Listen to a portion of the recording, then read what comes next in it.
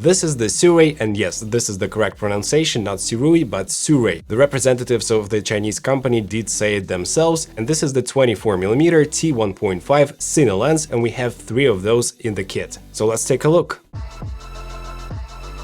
What's good, guys? My name is Oleg Nikitin, you're watching No Limits on channel, and those lenses have an ace up its sleeve because they have a changeable mount for 4 different camera mounts. For Nikon Z, Canon RF, L mount, and the Sony E is pre-installed, and you can easily swap the mount yourself with the kit screwdriver. It means that you can use the same set of lenses on 4 different camera mounts. If you change your camera system, you'll be having this lens in your kit already. Nice! The lens itself is fully made out of metal and it's a pretty chunky lens. It weighs 600 grams. The aperture ring is slightly stiff, which I like, and it's so smooth. And the focusing ring has a very long throw, and also the markings in metric and imperial, and the markings are on the sides of the lens as on the true Cine lens. The front filter diameter is 67mm, but you can also attach 72mm matte boxes to the front. The lens does not come with the lens hood, only with front and back caps. I did use this lens on a real wedding, but I cannot show you the faces obviously, but all in all, guys, I was really satisfied with the image quality and the results.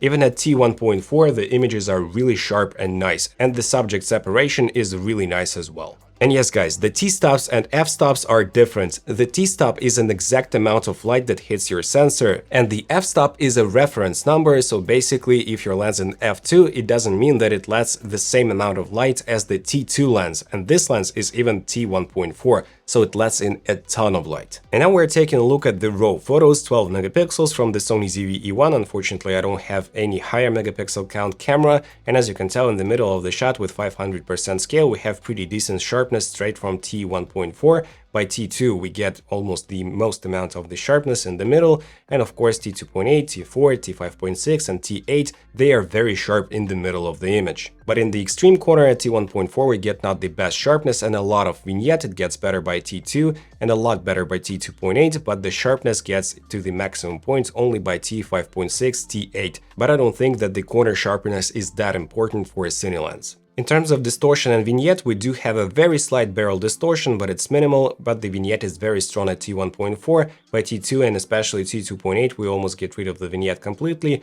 and at T4 and 5.6, we don't see any major issues with the vignette in the corners. In terms of chromatic aberrations, at T1.4 we do have a little bit of bokeh, but by T2 we have much better results. By T2.8 I don't see any major issues with chromatic aberrations, and of course by T4 and especially T5.6 the chromatic aberrations are simply non-existent, a pretty decent result. But in terms of flares, this lens is definitely not perfect. As you can tell, we have a pretty dramatic loss of contrast. It's not huge, but I would say it's like 7 out of 10 performance, and also if you point your light at an angle for this lens, you get a pretty strong light leak and the loss of contrast as well, so I would consider using a matte box with this lens if you don't want those flares to be in your shot, or just be really careful with the placement of your lens according to the sun or to any other light source. If you step down to T2, you get slightly better results and you already start seeing a sun star effect from the light source. As you can tell, we have a 12-bladed aperture, and still, guys, we do have a pretty strong loss of contrast,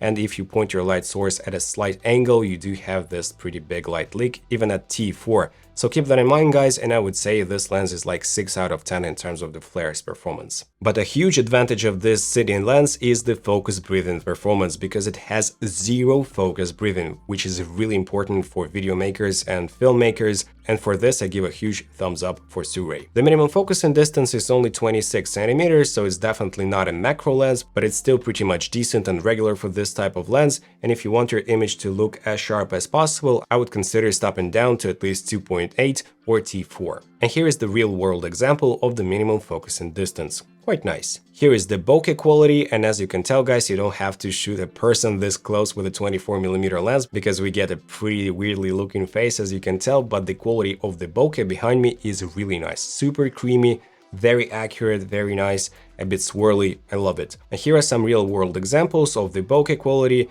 Very creamy, let me say, one of the creamiest bokehs I've ever seen on a Cine lens, and if you want this type of look for your videos or for your film project, I think this lens would be a very nice option. And by the way, the color reproduction is also really close to the Sony lenses, because when I was using the custom white balance tool, it had exactly the same white balance as my Sony 20-70 lens. And one more huge advantage is of course the T1.4. So here I'm using the second native ISO of my Sony ZV-E1 camera, and you get this bright of a shot at night.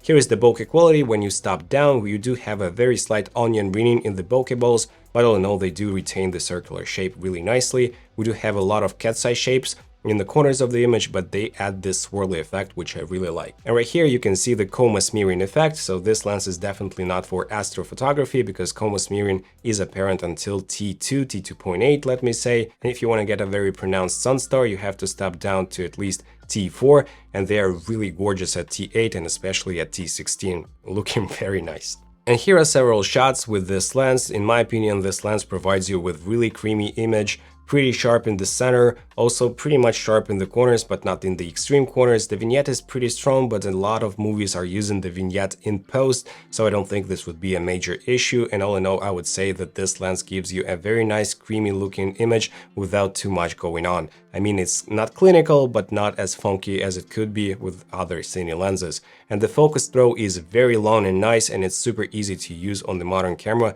The only thing you need is an on-camera monitor, so it's much better with an on-camera monitor, of course, to focus this lens. But all in all, guys, I'm really satisfied with the results, and if I was having a camera that doesn't have autofocus, for example, I would take this lens to be using on my projects. And finally, guys, about the price, the single lens is $550, which is pretty much affordable, and the full set of 24, 35, and 50mm is actually $1,500. On sale, you save $400 right now, and it's a bargain in my opinion for 3 Cine lenses that you can use in 4 different camera mounts. As I said, Nikon, Canon, L mount, and the Sony E, and you can swap the mounts easily yourself. This is a great deal in my opinion. And one more interesting fact is that Christopher Frost, huge respect to him, one of my favorite YouTubers and lens testers, he did find out that the 24mm is actually the best optically among the whole set of 35 and 50mm. It has the sharpest image and the least amount of chromatic aberrations. So if you want to get just one from the whole set, I would say that the 24mm is the best option. To conclude, guys, I would highly recommend this lens if you are into Cine lenses and you want to use it on a project, especially as a whole, as a kit of 3 lenses. And also Sirui is planning to make a wider lens in this set and also a more telephoto lens in this set, which would be a very nice choice. So thank you so much for watching. If you did enjoy this video, smash the like and subscribe buttons and hit the notifications bell. And right here, I want you to watch the next video, which is the Sirui autofocus anamorphic lens. It is a very nice video, pretty cinematic as well. See you there, guys. Take care. Bye.